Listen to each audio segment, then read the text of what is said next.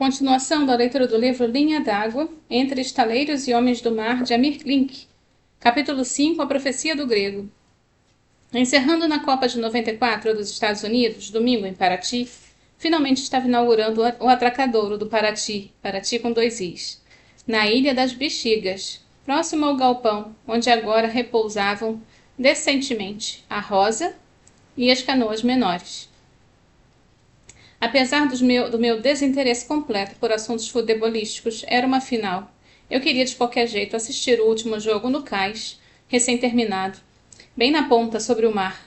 Na ilha não tem luz elétrica e por isso a Marina teve a ideia de ligar o geradorzinho do barco, encostado de polpa no cais, e puxar uma extensão. O aparelho de TV, emprestado pelo Luiz no Cidade, ficou no meio do cais, apoiado sobre um toco de peroba, resto da obra do piso mesmo, e a maré subiu tanto que encostava nas pranchas e fazia um ruído engraçado de água espremida entre as tábuas e a TV. Sol de inverno, cristalino, mar quieto, como se também quisesse assistir. Estávamos sentados no chão de tábuas com um divertido casal do Paraná.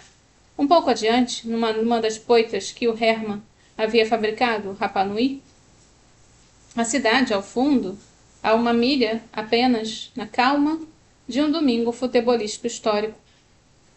Depois do memorável encontro antártico de 2 barcos cúmplices em Dória, nos 100 dos anos e agruras passados, para que nos juntássemos, bordo com bordo, sob o som e o cheiro dos gentores, vê-los ali, prosaicamente próximos como que nunca tivessem deixado as águas calmas de Paraty, era um espetáculo especial, difícil de explicar para quem não testemunhou. A Marina, que acabaria conhecendo os pinguins de Dória, sabia que aqueles eram os últimos dias dos 2 barcos juntos. Eu precisava urgentemente vender o Rapa Nui para poder iniciar os trabalhos do estaleiro em Itapevi, contratar as primeiras pessoas. Havia a combinação com Thierry e eu deveria assumir as obras de alvenaria do estaleiro e as fundações enquanto ela fazia os desenhos preliminares. E havia o compromisso, firmado com o escritório naval na França, o projeto definitivo. Pelo menos eu não começaria do nada absoluto. Tínhamos Rapa Nui, um belo e testado barco que, na pior das hipóteses, pagaria uma parte dos desenhos e o início do estaleiro. Não era por acaso que os amigos do Paraná, Gregório e Shirley, estavam assistindo ao jogo sentados no piso de um cais de madeira. Eles namoravam ardentemente o Rapa Nui, desde o tempo em que o barco andava com o Patrick, entre Rio e Bahia. Queriam fazer uma proposta agrícola de compra futura, própria de quem conhece os ofícios de plantar soja e feijão. Se a safra for boa, se o preço da saca não cair... Então, procurando pela extensão elétrica do porão do Paraty, encontrei algumas garrafas de tinto sobreviventes do inverno no sul. Abrimos uma, era um dia especial. O vinho ainda estava bom. Abrimos outra antes do jogo.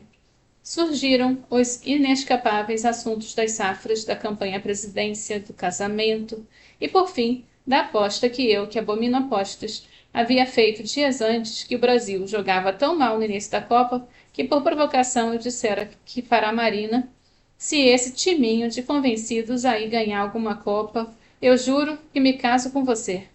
O Gregório, ou Grego, já um pouco alegre, com um gesto levemente desequilibrado, levantou-se, ergueu o copo e vinho e disse, em um tom profético, Amir, vou te dizer o seguinte, o Brasil vai ser campeão. Você vai se casar com a Marina. O senhor Cardoso será o presidente. A safra da soja do Paraná será um sucesso. E esse Rapa Nui será meu. Quase na mesma ordem, porque eu demorei um pouco para cumprir a minha parte da previsão. Foi exatamente o que aconteceu. A venda do barco azul, para o grego, Gregório, de certo modo, foi um verdadeiro início do meu pequeno navio. Pensei em me desfazer do Paraty também e acalmar um pouco as contas, agora bem pesadas, de um projeto de 100 toneladas, 5 vezes maior que Paraty. Mas eu acabei decidindo seguir o conselho do Hélio Sete no dia em que conheceu Paraty. Separe-se de tudo na vida, meu amigo, menos do seu barco. Falávamos sobre os valores marinheiros da minha última noite em São Paulo, antes de embarcar para uma ausência de 22 meses. Ele me entregou uma carta para abrir no mar e uma pequena escultura das Ilhas Solomão, em nossa, trazido de uma circunnavegação do Vagabundo, Não era para dar sorte, era só para poder cobrar a sua integral devolução do meu retorno. No meu retorno. 22 meses e 2 semanas depois encontrei o Hélio, o dono do barco vagabundo, igual e divertido como sempre. Combinamos buscar a estatueta ainda amarrada na coluna do baroeste do Salão do Paraty, e no dia seguinte, bebendo cerveja e dando gargalhadas com os amigos, o Hélio teve um aneurisma fulminante. Foi-se do jeito que viveu, alegre, contando histórias do mar, cercado de amigos.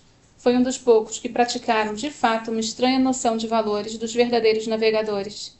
Não teria o mínimo remorso de abrir às machadadas o barco da sua vida, seu único patrimônio, para evitar um acidente ou salvar um gato preso. Ao mesmo tempo, por dinheiro nenhum aceitaria se desfazer dele, mesmo que necessitasse desesperadamente. Incontestáveis os casos que conhecíamos de naufrágios, em que homens e famílias perderam todos os bens que possuíam por culpa de um retentor ou de um mínimo vazamento de descarga, e logo em seguida das cinzas e destroços conseguiram reconstruir a vida e voltar ao mar. Uma das histórias preferidas do Hélio, e que ele tinha planos de reeditar, era do Liberdade. Em 1887, época do declínio dos gigantes e velozes clippers e da ascensão da fumacenta e morosa navegação a motor, Joshua Slocum, um dos últimos grandes capitães de vela, naufragou na entrada do Paranaguá, perdendo seu navio, o Aquidneck. Sem tripulação, sem recursos, com a ajuda da esposa Henriette e dos 2 filhos, construiu com os destroços um casco, à vela, de 35 pés, e voltou para Washington depois de uma extraordinária travessia de 5.000 milhas. O nome do seu barco foi uma homenagem à proclamação da abolição. 10 anos depois, em Newport, Slocum entraria para a história ao completar a primeira circunnavegação em solitário da Terra, no pequeno Spray, um sloop de 37 pés, que ele reconstruíra 3 anos antes. Continuou fazendo travessias em solitário anualmente, até desaparecer em 1909, aos 65 anos, numa viagem à América do Sul, e o patrono de todos os navegadores solitários e circunnavegadores do mundo.